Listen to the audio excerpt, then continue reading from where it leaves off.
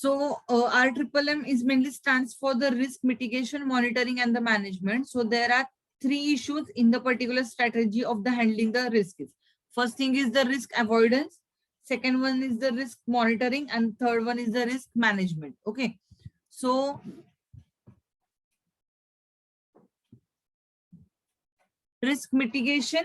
So risk mitigation means the preventing the particular risk to occur. Okay, means what? The risk avoidance. So risk avoidance is also called as the risk mitigation. Means we are going to have some preventive measures. So because of that preventive measures, we are going to handle the situation that due to that the particular risk is not going to get occur. Okay, so there are the various steps to be taken to avoid the particular risk mitigation for the particular task is. Okay. So these are the few steps that helps to identify the risk mitigation. First thing is that we need to communicate with all the concerned staff to find out the probable risk is. Okay, so each and every person in the particular team, the particular meeting is going to be get arranged, and each and every person in that particular meeting is going to express their views, what kind of the risk they have identified on this particular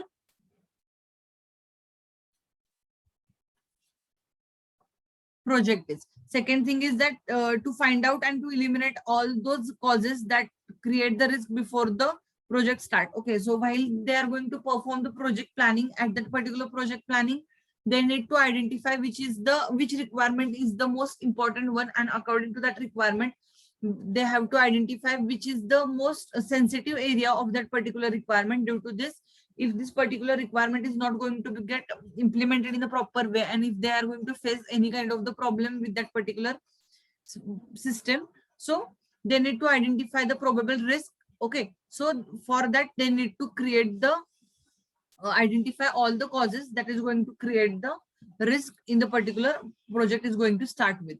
Next thing is that to develop a policy.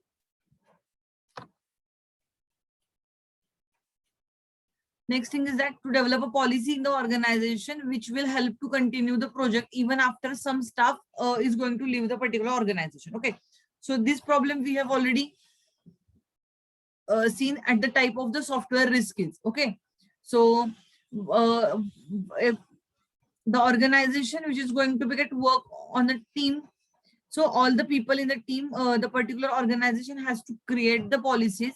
If the particular team member from that particular team who is going to be have the great experience, and he is going to be get he is to be the skilled person in that particular team, and he wants to leave that particular organization. So for handling such situation, the particular organization has to create some policies. Due to that particular policy, the particular risk, the resources risk is not going to be get happen, and they can manage that effect of that particular staff to leave that particular organization. They are going to be get affected. They are not going to be hamper the particular software development is. Next thing is that everybody in the particular project team should be acquainted with the current development activities. Okay, so everybody should aware, everybody in the particular project team should aware about the current development activities. Means that whatever the things are going on in that particular software development processes, all the team members should be equally aware about that particular activities. So because of that, everyone can have their own thoughts, and they are going to start identifying the what kind of the risk is going to be get associated with the particular development activities. Next thing is to maintain the corresponding document in a timely manner. Okay, so when the particular software is going to be get developed, or going to be get have its own prototype, so when the particular cycle of the software development is going to be get completed, so at the same time the corresponding documents of the particular system is going to be get created. Okay, so this helps to maintain them the particular, with the help of this they can maintain the corresponding documents in a timely manner. So if any new staff is going to be get join the particular organization at in between the project activity, so with the references of this particular document, he can easily understand what the current things are going on in this particular software development activities. Next, timely conduct the reviews in order to speed up the particular work. Okay, So we have already seen what is meant by the review meeting. This is okay. So this particular review meetings are going to be get conducted on the timely manner. So whether we are going to lagging in some sort of the software development processes or some software development phases, they are going to be get easily identified. And if they are lagging behind the particular processes, they can speed up the particular work activity in order to match the delay what they have identified in the particular processes. Okay, so it mainly helps them with the help of this particular review meeting. They are easily identify the delays in the particular software development. They can easily analyze what are the different root causes of this particular delays, due to which the particular product is not going to be get deployed on the scheduled time. Is next thing is for conducting the very critical activities during the particular software development, it provides some additional staff it requires. Okay, when they are going to provide some reviews of the particular system is for identifying the risk occurrences. So they are easily come to know that if they are going to have some people are not with the help of the available resources, they are not going to execute the particular process on time.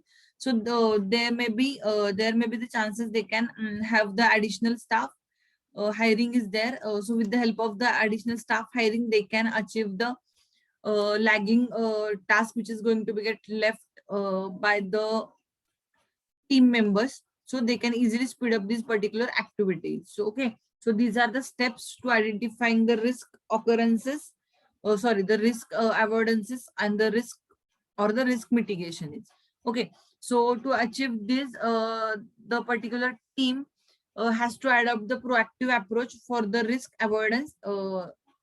Okay, let's take the example. Assume that the high staff turnover is noted as the particular project risk is R1, and based upon the past history and the management intuitions, the likelihood, the occurrences are the 11 occurrences are the L1 of the high turnover is going to be get estimated 0.70. Okay, so the impact of this particular thing is the X1 that is going to be get produced as the critical.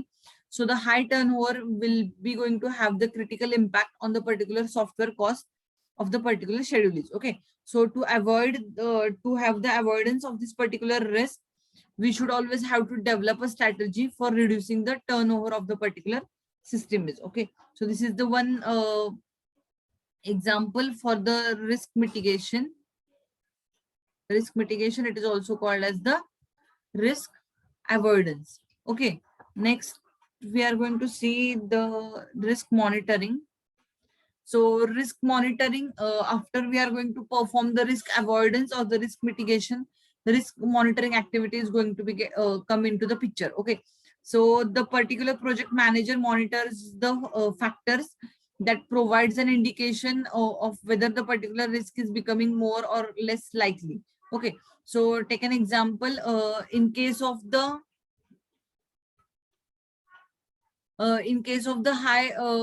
high staff turnover, the general attitude of the team members is based upon the project pressures, the interpersonal relationship among the team, and the potential problems with the compensation and the benefits availability of the job within the particular company or outside the particular company is going to be get monitored. Okay, so project manager should also monitor the effectiveness of the risk mitigation steps over there, and the project manager should monitor the work product carefully to ensure that the each can stand on its own. Okay, so there are a few risk monitoring processes there.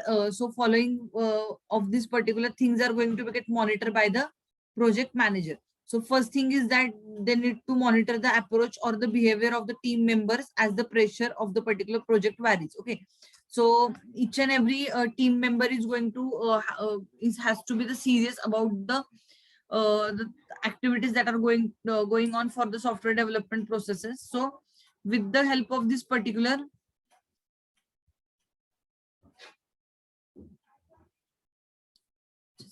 okay, so with the help of this identifying the behaviors of the team members in the particular situation, whether the particular project is going to be it is going to be get lagging behind the particular schedule. So at that particular situation, the project manager has to monitor the behaviors and the approaches of each and every team members when they are going to work in a uh, critical situation. Next thing is that the degree in which the particular team performs with the spirit of teamwork. Okay, so as we have already seen the how the particular team members has to behave in the particular team when they are going to have the risk monitoring activities going on. So the project manager is going to perform the risk monitoring activity. So it will help them to identify that each and every team member is going to be get work in a team, so they are going to give the 100% of their output is. Third thing is that the type of the cooperation among the team members is. So each and every person is going to have the uh, cooperation relationship with each other. So because of that, the team members can easily share the whatever the problems they have identified and what kind of the solutions uh, they identified for solving that particular problem. So this will also help the other team members, so they can easily come up with the other alternative activities. So these activities are helps them to identify the problem which are going to be get solved by the another team members. Okay, so that solution is also helpful for the peoples. Due to that particular solution, it is going to save their time, save their money. So this will be the one of the great activity that they need to have the cooperation among the team members. Next thing is the type of the problem that are going to be get occurring. Okay, so each team member is going to has to share the problem that are going to be get occur in the multiple ways on the what basis they have identified this particular problem is affecting the particular software is. So this thing is also there. Next one is the availability of the jobs within the within and outside the organization. Okay, so the team members are the project manager always tell their subordinates and the team members about the what are the different opportunities are going to be get available for this particular teammates within the particular organization and outside the organization. So the project manager should monitor the certain mitigation steps. Take an example, if the current development activity is going to be get monitored continuously, then everybody in the team is going to be get have the more focused on the current development activities. Okay, so these are the objectives of the risk monitoring. The first objective of the risk monitoring is to check whether the predicted results are really occur or not. So they has to keep their eyes on identifying this particular situation, that each and every activity is going to be get identified properly, so they can easily identify whether the predicted risk is really occurring or it is not going to be get occur with. Next objective is that they should ensure that the particular steps are going to be defined to avoid the particular risk that are going to get applied properly or not. Okay, so when they have ensured that or they have predicted some things that is going to be get occur in the particular future, so they have identified few steps to avoid that particular risk to be get happen. So they need to apply all those identified steps properly, and they need to take care that each and every team member is going to perform these particular steps. Due to this, they are going to ensure that the particular activity is going to be get happen or not. Next objective is to gather the information which is very useful for analyzing the risks. Okay, so whatever the uh, information they have collected with respect to the particular project, so they need to gather as much as information they are going to gather for that particular risk. So with the help of this particular thing, they can analyze if the particular risk is going to be get occur. So they is going there should be some solution. So because of that particular solution, they can come up with the easy way to avoid that particular risk impact and the occurrences of that particular risk to be going to be get occur with. So this is all about the risk monitoring. Next are we are going to start with the, so up till now we have seen the risk mitigation, risk monitoring. Now we are going to start with the risk management. So risk management if the particular project manager is successful in applying the particular project mitigation effectively, and then it becomes very much easy to manage the risk. Means what? If the particular project manager is successful in avoiding the particular risks, and they have going to have the closely risk monitoring activity is going to be get take place, then the risk management is very much easy task for the particular project manager is. Okay, let's take an example. Consider the scenario in that many people are leaving the particular organization, then insufficient additional staff is available. Okay, so if current development activity is known to the everybody in the particular team, if the latest and the systematic documentation is available, then any newcomer can easily understand the current development activity. So this will ultimately help in continuing the work without any kind of the intervals. Okay, means what? If the particular in that particular organization, if maximum team members are about to leave that particular organization, so that particular team size is not up to the particular mark which is required for that particular development activity. So if the particular current activities that are going to be get take place in the particular development, it is known to the everybody in the particular team. So, and if the particular documentation of that current activity is available, if any new joinee is going to join that particular organization, he can easily I understand and identify what the different activities are currently work on that particular organization, and he can easily cope with that particular situation, and the particular activities are continuing with the particular work without any kind of the break in that particular situations. Okay, so the project manager is going to perform this particular task when the risk becomes the reality of the particular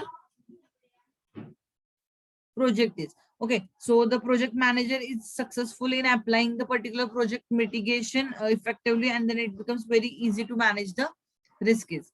So this is all about the risk management. So when the risk management comes into the picture, when the project manager is very is successful in the risk avoidance and the risk monitoring, then the project management the risk management of activity is very much easy for the project manager is. Next, we are going to start with the what is exactly the RMMM. So RMMM that we have seen the factors, that is mitigation, monitoring, and the management activities there. Okay. Now we are going to start with the what is meant by the RMMM plan is there. One template is there. So with the help of this particular risk information sheet, we can easily identify whatever the risk we have identified, we can document it. Okay. So the software risk is an exception of the loss, or it is the potential problem that may or may not be occur in the particular future. It is generally caused due to the lack of the information control and the timing. So risk, R is mainly stands for the risk. So risk means what? The possible loss or the problem. So specifically, it is going to be get take place into the software development processes when it is going on. Next thing is the mitigation. So mitigation is also called as the avoidance.